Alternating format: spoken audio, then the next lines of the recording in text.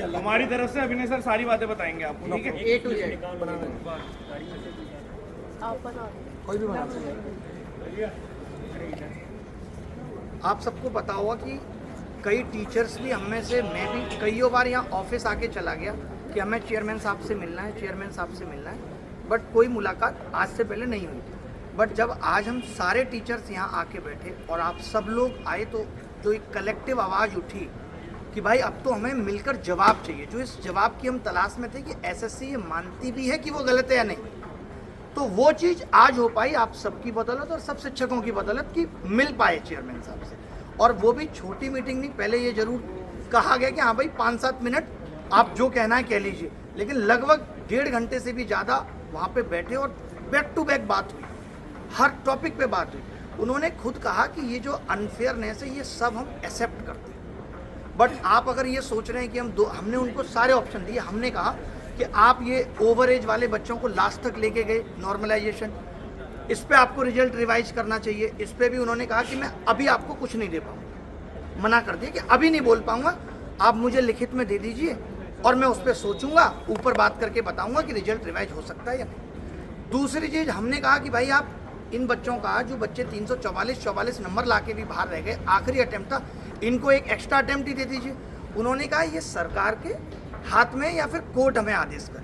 पहले ये कहा, हमने कहा हम सरकार से बात करेंगे, सरकार से ये कहलवाएंगे। लास्ट में उन्होंने धीरे से ये कह दिया कि कोर्ट से काम जल्दी हो जाए।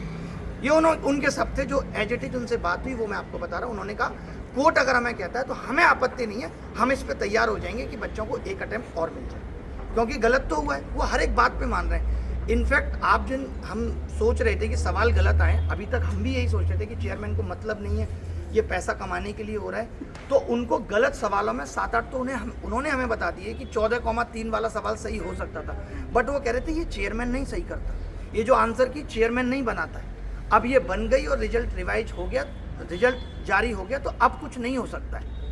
बट मैं आपको वादा देता हूं कि आज के बाद कोई सवाल गलत नहीं आएगा। ये कम से कम 5 से 7 बार बोला है, और भी लोग गवाह हैं, तुषार है यहाँ पे भाई, जिस बात पे गलत लगे वो बता देना। इन्होंने खूब लड़ा, ये भी थे, इन्होंने खूब कहा, इतना रिक्वेस्ट किया कि भाई हमारा तो भविष्य चला गया, 2023 में आपने चला दिया, 2024 में अब आपने ये कर दिया। फिर बात आई नॉर्मलाइजेशन की, तो उन्होंने कहा कि मैं ये वादा देता हूँ कि आज के बाद मेंस कभी 2 शिफ्ट में नहीं होगा। ये भी बोला कि बात चल रही है इसकी।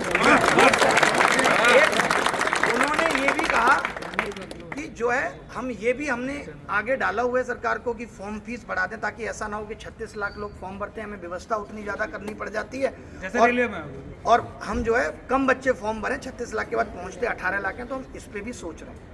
ये बात थी नॉर्मलाइजेशन पे। आपका कोई क्वेश्चन है तो आप उस पर भी पूछ सकते हैं बीच में, बाद में डिफिकल्टी लेवल पे बता देता हूँ। हाँ, एक हमने कहा कि एक बच्चा MTS की नौकरी ले रहा है, उन्होंने बहुत इत्मीनान से सुना, CHSL की भी ले रहा है और इसकी भी ले रहा है।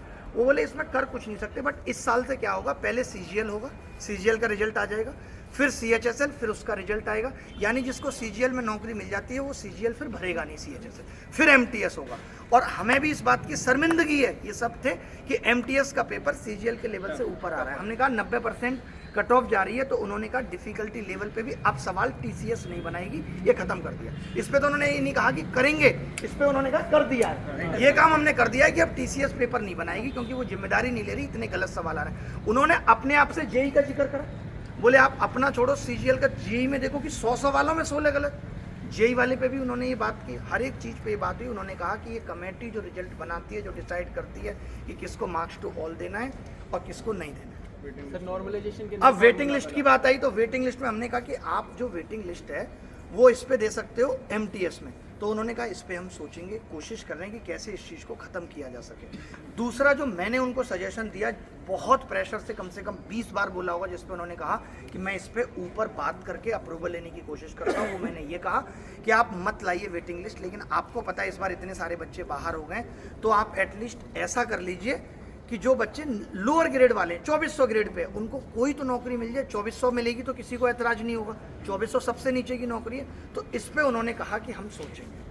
सर नॉर्मलाइजेशन नया फॉर्मूला जो, हाँ, नॉर्मलाइजेशन पे उन्होंने कहा कि नॉर्मलाइजेशन का फॉर्मूला ठीक तरीके से वेव करे, इसके लिए कमेटी भी बना दी है, मे भी हम परसेंटाइल ले आए, जो ये प्री में भी आपको इम्पैक्ट ना करे, ये बात। और किसी बात की बात फाइनल आंसर की वाली बात हो गई कि 2 दिन पहले आप फाइनल आंसर की, एक हफ्ते पहले आप फाइनल आंसर की दे दो। ये आप मत करो कि फाइनल आंसर की के बाद बच्चे को आइडिया हो जाएगा उसको पोस्ट प्रेफरेंस भरना है या नहीं भरना, ये भी बात है। और उनके ही एक बंदे ने बोला कि पहले हम स्टेट प्रेफरेंस भी लिया करते थे, तो उस पर भी चर्चा हुई, लेकिन उस पर कोई ऐसी कंक्लूड बात नहीं, इस पर कोई बात नहीं।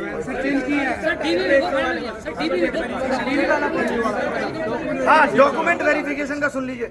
हमने कहा कि डॉक्यूमेंट वेरिफिकेशन तो डिपार्टमेंट को करना चाहिए, इतनी सब गड़बड़ें आ रही हैं। उन्होंने खुद कहा कि जब वो जो डिपार्टमेंट कर रहे हैं, मिनिस्ट्रीज कर रही हैं, उसकी वजह से हम पे आरोप आ रहा है। तो हमने खुद सरकार को कहा कि हम डॉक्यूमेंट वेरिफिकेशन करेंगे, तो सरकार ने हमें ये कह दिया कि आपका काम केवल एग्जाम लेना है, डॉक्यूमेंट वेरीफाई करना नहीं। यही बोला भाई कि आपका काम एग्जाम लेना है, डॉक्यूमेंट वेरीफाई करना नहीं। इसीलिए हमारे हाथ में अभी डॉक्यूमेंट वेरिफिकेशन नहीं। सर एक क्वेश्चन, एक मिनट, कोई नहीं बोलेगा, एक मिनट। हाँ। एसएससी की वेबसाइट पे साफ इनका रूल्स और डिसीजन मेकिंग प्रोसेस दे रखा है। उसमें साफ लिखा है कि टेंटेटिव आंसर की और फाइनल आंसर की दोनों चीजों पे फाइनल सिग्नेचर चेयरमैन के होते हैं। तो ये कैसे कह रहे हैं कि हमने नहीं बनाई? नहीं, चेयरमैन के सिग्नेचर होना और एक बनाना, देखिए दोनों में बड़ा अंतर है। आप बहुत सारी चीजें जब आप एक लेवल पे आके बैठ जाते हो तो आप साइन करते वक्त सारे आंसर वेरीफाई नहीं कर रहे हो। जिम्मेदारी तो इन्हीं की हो गई ना, फिर जिम्मेदारी हो गई, ये मैं मानता हूँ, तो मान रहे हैं इस बात को, तो अब कह रहे हैं, लेकिन तो अब इसका रास्ता, मेरी बात तो सुनो, अगर एसएससी को 2024 में झुकाना है और मजबूर करना है, और वो करना भी चाहिए हमें, क्योंकि हम सारी बातों पे एकदम ट्रस्ट नहीं कर सकते, ताकि रिफॉर्म्स आए भी, तो उस रिफॉर्म्स का आधार 2024 ही है। आप ये नहीं कह सकते कल को कि भाई 2025 में ऐसा कर देना। वो कहते हैं ठीक है कर देंगे, अभी भी तो कहा है, खुद कहा है पड़ेगा सर, फिर से बैठना पड़ेगा 24 में। डीवी मैं वाला वही- पॉइंट भी अभी रह जाता है एक हमारा में। डीवी वाला भी पॉइंट, डीवी वाला पॉइंट डॉक्यूमेंट वेरिफिकेशन ना, तो बाकी है, बिल्कुल बैठना पड़ सकता है। और अभी हमें कोर्ट में भी बहुत फास्ट प्रोसीडिंग करनी पड़ेगी, ताकि हम इनको झुका पाए। जो इन्होंने वास्तविक ग्राउंड पे गलती की है उसमें तो सुधार होना चाहिए। तो उन्होंने खुद भी कहा कि भाई आप कोर्ट में कहो, और हमारे पास भी उन्होंने खुद कहा, मैंने आपके पास क्या जवाब है, मैं नहीं पूछा उनसे, पूछा भाई मैंने कहा आपके पास जवाब क्या है, आप कोर्ट में क्या जवाब दोगे कि आप 800 बच्चों को डोरे दें? उन्होंने कहा यही देंगे कि पिछले साल भी ऐसा हुआ था, उससे पिछले साल भी ऐसा हुआ था, सुधार हुआ ही नहीं। वो बहुत सारी चीज़ों में खुद बोले कि ये सारी चीज़ें पहले से खराब चलती आ रही है, तो मैं भी यही जवाब दूंगा। तो इस जवाब पे तो कोर्ट कन्विंस होने वाली है नहीं कि इस जवाब पे कोर्ट कन्विंस हो जाएगी।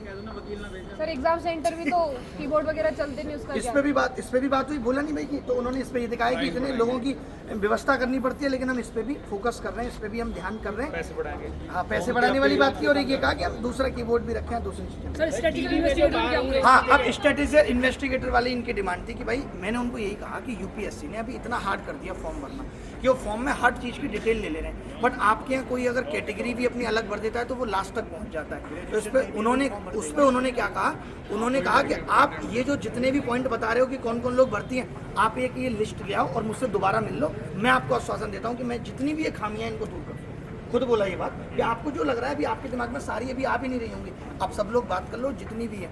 और जो आप कह रहे हो कि इसमें वेटिंग लिस्ट आ सकती है, वो इसलिए नहीं आ सकती, उन्होंने कहा कि कुछ ऐसे बच्चे और भी होंगे जो उस लिस्ट में चले गए, क्योंकि ऐसा नहीं है ना 30 साल बाद वाला बच्चा ही जेएसओ ले रहा है, ऐसा ही ले रहा है, कोई भी बच्चा ले सकता है, किसी की भी स्टैटिस्टिक्स ठीक हो सकती है। तो उन्होंने कहा कि उसको उसमें कोई नीची पोस्ट मिल गई हो और इसमें ना मिली हो, क्योंकि आपकी कट ऑफ तो कम जाती है, तो इसलिए इसमें वेटिंग लिस्ट नहीं है।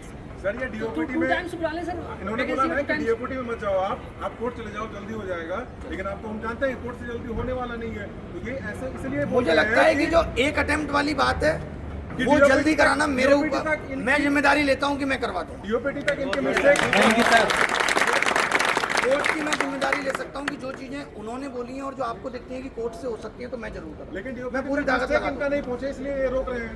ऐसा भी हो सकता है कि डीओपीटी तक एसएससी ने जो मिस्टेक करा है ये पहुंचे नहीं डीओपीटी मिनिस्टर तक। ना वो जैसा उनकी बातों से लगा और जैसा उनसे बात करके लगा कि he is the most genuine guy, उन्होंने, उनका ऐसा कोई इंटेंशन नहीं था। वो कह रहे हैं तुम सरकार से जाके मिलो, तुम डीओपीटी से जाके मिलो, मेरे हाथ में जो है मैं खुद इस दुख को समझता हूँ, और जितनी चीजें मेरे बस में होंगी मैं वो सब ठीक करूंगा।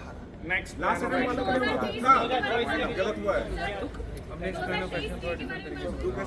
2023 हिस्ट्री के बारे में सवाल ही नहीं उठा, साफ मना करते, बहुत बुरा, बोले नो एंड ओ बड़ा है, ये बोले। नोटिफिकेशन सर डिले करेंगे ना, तो मैं नहीं बोल रहा, उन्होंने बोला, मैंने तो 8-10 बार बोली बात, गाइडलाइन के तहत हमें बाहर कर दिया जाएगा। सुनो, लेकिन एक चीज और, नोटिफिकेशन डिले तो होगा ना। हम लोग सारे टीचर्स एक और अपॉइंटमेंट लेंगे मिलने की 10 दिन की एक और अपॉइंटमेंट लेंगे जो सारे टीचर्स मिलेंगे 10 दिन के अंदर 10 दिन के अंदर उन्होंने एक बात बोली है कि आप 6 रिफॉर्म्स बताओ, हम 10 करने के लिए तैयार हैं। हम 10 क्या 12 बता के आएंगे। करो तुम। नहीं, बीच बीच में भी मिलते रहेंगे। अब जब वो ये कह रहे हैं कि उनको इससे आपत्ति नहीं है, आप समझाओ उनको कोई भी बात, उनको मिलने में भी कोई दिक्कत नहीं है। डिले करवाओ सर, 22 को नोटिफिकेशन है। उन्होंने खुद ही बोला कि अभी 2 महीने लगेंगे इन चीजों को ठीक करने में, तो मैं एग्जैक्ट तो नहीं पूछ पाया, बट मुझे लगता है 2 महीने बाद ही आएगा नोटिफिकेशन। ठीक है सर। मैंने ये भी कहा कि आप उसमें नोटिफिकेशन में ये तक नहीं देते मेंस कब लेंगे, बोला ये हमारे लिए मुश्किल है, नहीं हो पाता। अब एक बार थोड़ा सा सारे सुनेंगे बहुत ध्यान से। देखिए, जो भी बातें उन्होंने कही है ना, तो हम 100% इस बात पे रिलाई नहीं कर सकते। मैं पहले आप लोगों को एक बात को बता दूं कि ऐसा नहीं है कि उन्होंने कह दिया और वो ब्रह्मा की लकीर है और वो सत्य होगा ही होगा। सबसे बड़ी बात यहाँ पर ये क्या होती है, आप समझो, क्योंकि आप लोग जो यहाँ पर आए हो ना, 2 चीज़ों के कारण आए हो। एक तो मतलब मान लीजिए जो आपके साथ में विश्वासघात हुआ है वो, और दूसरा जो हमने बुलाया हमारे ऊपर में विश्वास करके आए। तो मैं आपको एक छोटी सी बात कह रहा हूँ, इन्होंने जितनी भी बातें यहाँ पर कही हैं, अभी तक इन्होंने रिटर्न में कहीं पर कोई भी बात नहीं दी है। और हमारा ये डिमांड भी था कि आप कहीं ना कहीं किसी भी तरीके से नोटिस को रिटर्न फॉर्मेट में ला करके दो कि हाँ, हमने सारी बातें सुनी और इसके ऊपर में कोर्स ऑफ एक्शन लेंगे। तो उनका ये कहना फ्यूचर की बातें और इसके ऊपर में हम अभी कुछ भी नहीं कह सकते। बट मैं आप लोगों को एक बात कहूँ कि भाई मैं खुद इस बात पे बिलीव में नहीं हूँ। तो इसका दूसरा जो ऑप्शन है वो ये है कि आज से 7 दिन, जब वो कह रहे हैं कि आप जब भी मिलने आओ हमारे दरवाजे खुले हैं और हमसे मिल सकते हैं, तो आज से 7 दिन, 8 दिन या 10 दिन के अंदर में वापस में हम सारे टीचर्स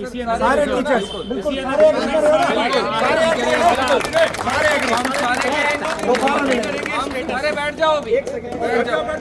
मैं एक चीज कहूंगा, देखिए जिंदगी में बहुत सारी जंग लड़नी पड़ेंगी, भारत को भी आजादी मिली थी और छोटी छोटी चीजों से खुश होकर हिम्मत भी बढ़ानी पड़ेगी। आज हम मान लेते हैं कि उसकी कोई बात सत्य नहीं है, बट मैं इतनी बात सोच के सेटिस्फाई हूँ कि जब इतने लोग आए तो मजबूर होना पड़ गया मिलने के लिए। सर हम फिर आएंगे ना, अभी 2 बातें। अरे बैठ जाओ अभी रुको। अरे यार, अभी बात पूरी हुई नहीं है।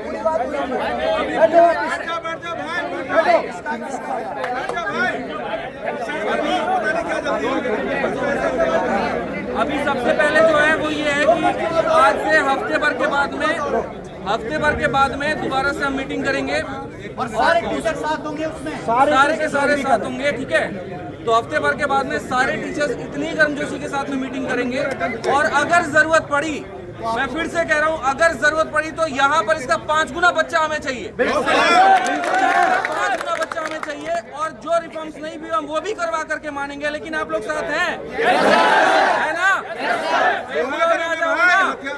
एक बुलाव में आना है आप लोगों को, क्योंकि अगर उन्होंने बोला है रिफॉर्म्स करेंगे, नहीं किए तो दोबारा से इससे प्रोटेस्ट होगा। और बाकी 2024 वालों के लिए ये है, एक बात को समझो बड़े ध्यान से, जो बातें मुझे जहाँ तक समझ में आई है वो ये है कि 24 वाले केस में चेयरमैन साहब आप भी अगर ये सोच के आए थे लेकिन कोर्ट बहुत आज जाएंगे और सब कुछ छीन के ही लाएंगे, तो इट्स नॉट पॉसिबल। धीरे धीरे ही चीजें मिलेंगी। सबसे बड़ा बेनिफिट तो ये हुआ कि डायलॉग का जो चैनल है ना डायलॉग का, वो खुलिया पहले तो कोई बात ही नहीं सुन रहा था, तो एटलीस्ट हमारी बात सुनी तो जा रही है ना। तो ये सबसे बड़ी जीत ये वाली चीज है। और बाकी जितने भी स्टूडेंट हैं भाई, बहुत सपोर्ट करो इसमें, बाकी जगह में ढोल दो, ये ना हो कि सिर्फ इतने लोग हैं, ये आप ध्यान रखिएगा। ठीक है, स्टूडेंट का पूरा यहाँ पे एकदम इकट्ठा हो गया है।